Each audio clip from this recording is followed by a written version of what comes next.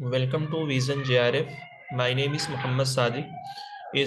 आपके upcoming exam के लिए जो हमारी ये सीरीज चल रही है न्यू टॉपिक की, उसका पार्ट 7 हम डिस्कस करेंगे। आपने देख ही लिया होगा आज की इस क्लास में हम क्या पढ़ने वाले हैं। QS world university ranking. ये जो रैंकिंग है वर्ल्ड के एतबार से जितनी भी यूनिवर्सिटीज है पूरे वर्ल्ड में उनकी ये रैंकिंग निकलती है। तो हम देखेंगे कि पूरे वर्ल्ड में इंडिया के जो इंस्टीट्यूशन है या फिर इंडिया की जो यूनिवर्सिटीज है उनकी क्या रैंकिंग है।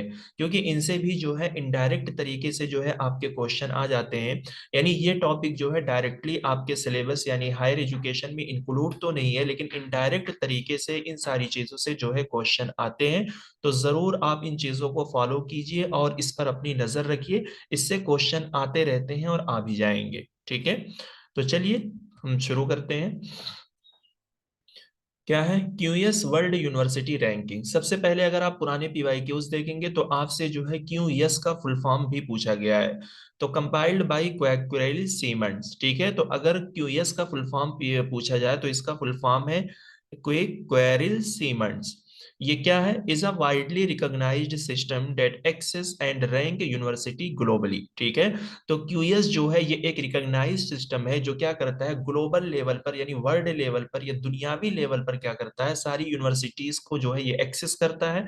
यानी उनको चेक करता है और उस बेस पे जो है ये रैंक देता है। और क्यूएस जो है ये क्या है एक यूके बेस्ड रैंकिंग एजेंसी है। यूके यानी यूनाइटेड किंगडम बेस्ड जो है एक रैंकिंग एजेंसी है जो पूरे वर्ल्ड में जितनी भी यूनिवर्सिटीज है उसकी जांच पड़ताल कर कर और उनकी ये रैंक देता है। ठीक है, QS world university ranking provides a comprehensive overview of world's top universities. The ranking are released every year. ठीक है, तो क्यूएस वर्ल्ड यूनिवर्सिटी की जो रैंकिंग निकलती है ये हर साल निकलती है और ये वर्ल्ड में जो भी टॉप यूनिवर्सिटीज हैं उनका एक ओवरव्यू जो है ये पेश करता है, प्रोवाइड करता है। अब हम देखते हैं कि ये जो रैंकिंग हमें देता है ये किन बुनियाद पे देता है, किन पैरामीटर के बेस पे देता है।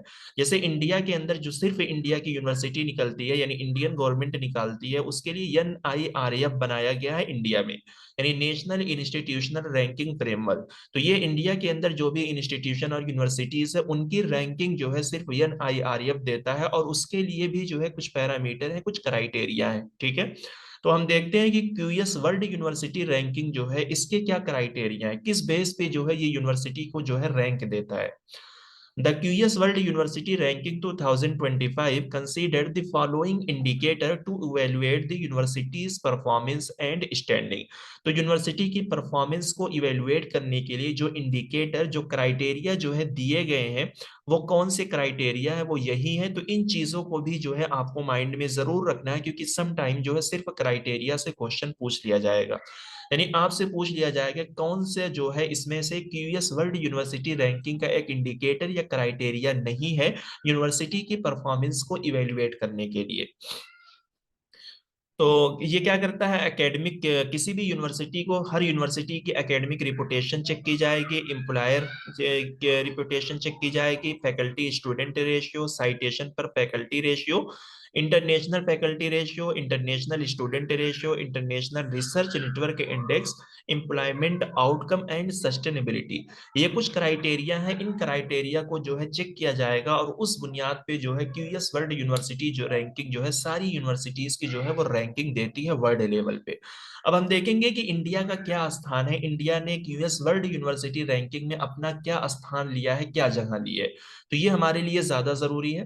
देखिए, इंडिया के जो है 11 इंस्टीट्यूशन ऐसे हैं जो कि क्यूएस वर्ल्ड यूनिवर्सिटी रैंकिंग के टॉप 500 के अंदर आते हैं। ठीक है, यानी टॉप 500 यूनिवर्सिटीज के अंदर टॉप 500 इंस्टीट्यूशन में क्यूएस वर्ल्ड यूनिवर्सिटी रैंकिंग में इंडिया के सिर्फ 11 इंस्टीट्यूशन है। ठीक है, और उन 11 इंस्टीट्यूशन में दो ऐसे हैं जो 150 तक आ जाते हैं। ठीक है, जैसे ये सारे मिला के आपके क्या है 11 है, लेकिन 150 तक जो आने वाला है Indian institute of technology Bombay, जो कि क्यूएस वर्ल्ड यूनिवर्सिटी रैंकिंग के हिसाब से इसकी रैंकिंग जो है 118 नंबर पे है। लेकिन अगर हम इसको इंडिया के प्रोस्पेक्टिव से देखें तो ये हमारे लिए जो है फर्स्ट पे है। ठीक है, और सेकंड पे आएगा 150 Indian institute of technology Delhi. ठीक।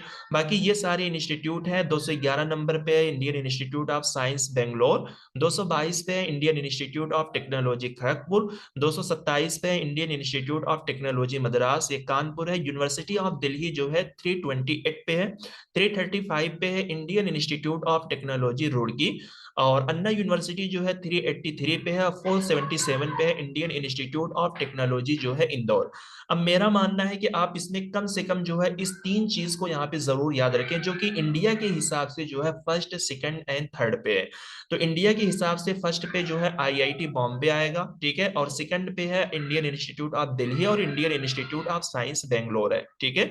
क्योंकि इंडिया की जो रिपोर्ट है, यानी प्रेस इंफॉर्मेशन ब्यूरो ने जो है इंडिया का जो अपनी रिपोर्ट पब्लिश किया है, उसके अंदर उन्होंने इस चीज को ऐसे ही प्रेजेंट किया है कि टॉप 500 के अंदर इंडिया के 11 इंस्टीट्यूशन आते हैं, जिसमें से 2 यूनिवर्सिटीज शामिल है, ठीक है। एक कौन कौन सी यूनिवर्सिटीज है? University of Delhi and Anna university, जो कि तमिलनाडु में सिचुएटेड है, ठीक है। और उन 11 इंस्टीट्यूशन में 2 ऐसे इंस्टीट्यूट है जो 150 के अंदर आते हैं, बाकी सारे जो है 150 के बाद यानी के बाद आते हैं। तो ये चीज जो है आप इतना जरूर याद रखो, इनसे आपके क्वेश्चन बनते हैं और आ भी जाएंगे इंडिया के प्रोस्पेक्टिव से। अभी हमने ये इंडिया के प्रोस्पेक्टिव से देखा, वर्ल्ड लेवल की भी 3 4 5 यूनिवर्सिटी की रैंकिंग हम देखेंगे कि फर्स्ट, सेकंड, थर्ड कौन है। देखिए ये जो है यूनिवर्सिटी के साथ साथ जो है सब्जेक्ट वाइज भी जो है इसकी रैंक निकलती है।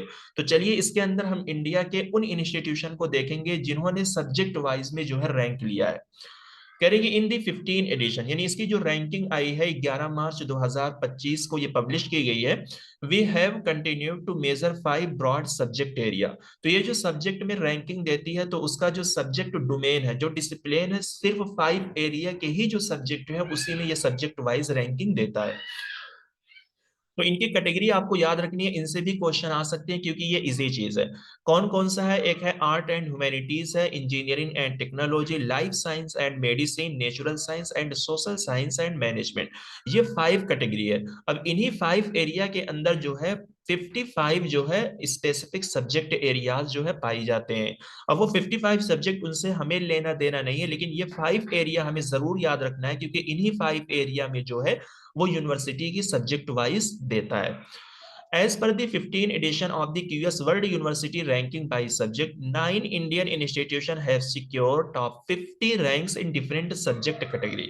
अब सब्जेक्ट वाइज की अगर बात की जाए तो इंडिया के जो है 9 ऐसे इंस्टीट्यूशन हैं जो टॉप 50 में आते हैं सब्जेक्ट के हिसाब से। रैंकिंग के हिसाब से 11 ऐसे इंस्टीट्यूशन है जो टॉप 500 में आते हैं, और उनमें से 2 ऐसे इंस्टीट्यूशन है जो 150 तक है, बाकी सारे जो है 150 के बाद की लिस्ट में यानी 500 तक आते हैं। तो इसमें टॉप 50 तक जो आने वाले हैं वो 9 इंस्टीट्यूशन है। तो इनमें से भी जो है आप जरूर याद रखो, जैसे नाम याद रख लो। आईआईटी मद्रास जो है जिसे पेट्रोलियम के फील्ड में, आईएसएम धनबाद, ठीक है, जो कि इंजीनियरिंग मतलब मिनरल एंड माइनिंग एक्टिविटीज के फील्ड में है। और आईआईटी बॉम्बे जो है ये 40 रैंक पे है, यानी 40वीं रैंक इसके मिनरल एंड माइनिंग में। आईआईटी बॉम्बे ने 2 सब्जेक्ट में रैंक लिया है, एक 40 में मिनरल एंड माइनिंग में है और एक 50 में जो है इलेक्ट्रिकल एंड इलेक्ट्रॉनिक फील्ड में है, ठीक है। 45 में आईआईटी खड़गपुर ने लिया है मिनरल एंड माइनिंग एक्टिविटीज, और आईआईटी दिल्ली ने 47 रैंक लिया है इलेक्ट्रिकल एंड इलेक्ट्रॉनिक फील्ड में। आईआईएम अहमदाबाद ने जो है मैनेजमेंट स्टडीज में लिया है। आईआईएम बेंगलोर यानी इंडियन इंस्टीट्यूट ऑफ मैनेजमेंट, इसने भी जो है मैनेजमेंट स्टडीज में जो है 40 रैंक लिया है। वहीं पर जेएनयू ने जो है 29 स्थान लिया है, 29 रैंक हासिल किया है डेवलपमेंट स्टडीज में। तो मेरा मानना है कि इन टॉप 50 में सिर्फ ये नंबर भी आप याद रखो कि टॉप 50 में सब्जेक्ट वाइज जो है 9 इंडिया के इंस्टीट्यूशन है, जिनमें से एक यूनिवर्सिटीज है, यानी जवाहरलाल नेहरू यूनिवर्सिटी जो कि न्यू दिल्ली में सिचुएटेड है। इसने किस फील्ड में जो है अपनी रैंक बनाई है? सब्जेक्ट वाइज डेवलपमेंट स्टडीज में जो है इसने अपनी जगह ली, ठीक है। अब वर्ल्ड के हिसाब से अगर हम देखेंगे कि वर्ल्ड में जो ये यूनिवर्सिटी सबसे टॉप नंबर पे वो कौन है, तो एक ये है MIT, ठीक है, यानी मैसेचुसेट्स इंस्टीट्यूट ऑफ टेक्नोलॉजी, ये सबसे फर्स्ट रैंक पे है। इंपेरिकल कॉलेज लंदन ये सेकंड नंबर पे है, यूनिवर्सिटी ऑफ ऑक्सफोर्ड जो है ये थर्ड नंबर पे है। तो कम से कम जो है आप इनका 5 लेवल जरूर याद रखो, Harvard university, university of Cambridge, ठीक है। अगर इसका आप देखोगे ये हमेशा 13 साल से जो है ये इंस्टीट्यूट जो है हमेशा क्यूएस वर्ल्ड रैंकिंग में जो है नंबर 1 पे ही आता है। अब ये वर्ल्ड लेवल की रैंकिंग है, पूरी दुनिया की यूनिवर्सिटीज की जो है रैंकिंग निकाली जाती है, तो उसमें नंबर 1 पे ये आता है। तो ये वर्ल्ड वाइज है, और मैंने आपको इंडिया के प्रोस्पेक्टिव से भी बताया है कि इंडिया के 11 इंस्टीट्यूशन जो है कि यूएस वर्ल्ड रैंकिंग में टॉप 500 के अंदर आते हैं, ठीक है। तो जरूर आप इन चीजों को याद रखो, मुख्तसर सी चीजें हैं, लेकिन अगर क्वेश्चन आ जाएगा तो आपको 2 नंबर देकर ही जाएगा।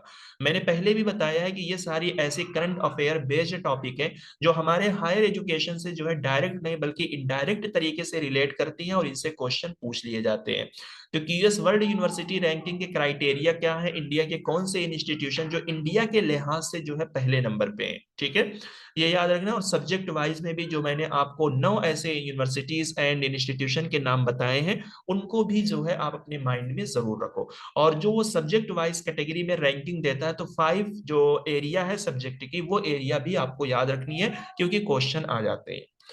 तो चलिए आज की क्लास को जो है यहीं पर खत्म करते हैं। उम्मीद करते हैं कि वीडियोस आपको जरूर पसंद आती हैं, तो आप लोग वीडियोस को फॉलो कीजिए, ठीक है। अगर आप चैनल पे नए हैं तो जरूर आप लोग चैनल को लाइक कीजिए, शेयर कीजिए, सब्सक्राइब कीजिए, ठीक है।